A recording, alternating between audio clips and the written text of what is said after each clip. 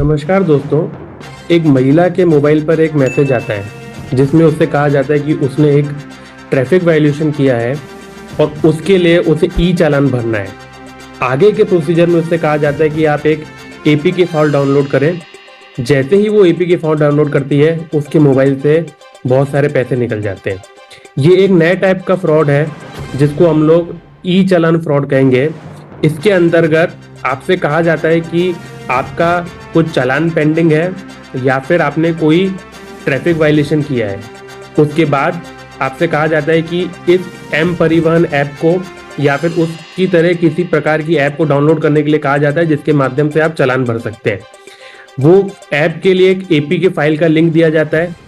आपसे APK file download करवाई जाती है और जैसे ही आप एपीके फाइल डाउनलोड करते हैं तो आपके मोबाइल का जो एक्सेस है वो सामने वाले के पास में या ठग के पास में चला जाता है।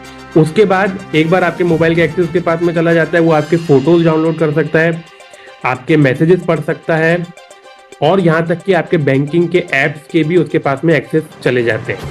साथ में ही आपके जो भी एसएमएसेस आ रहे हैं, जो भी वन टाइम पासवर्ड आ रहे हैं, उसका भी एक्सेस उसको मिल जाता है।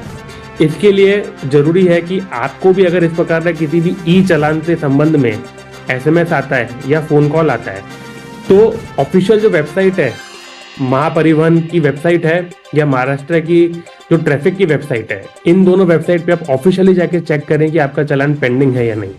अगर पेंडिंग नहीं है तो ऐसे मैसेजेस को आप रिस्पॉन्ड ना करें।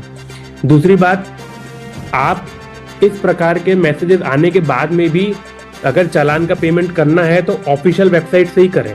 इस प्रकार की किसी लिंक से कोई ऐप डाउनलोड करवा के या कोई एपीके फाइल डाउनलोड करवा के आप चालान ना भरें। और अगर आपके साथ में ऐसा फ्रॉड होता है या फिर आपको इस प्रकार का कोई मैसेज आया है तो 1930 पे आप कंप्लेंट कर सकते हैं। हमारे साइबर पुलिस स्टेशन में आके आप कंप्लेंट कर सकते हैं और नियरेस्ट पुलिस स्टेशन में जाके भी आप इसकी कंप्लेंट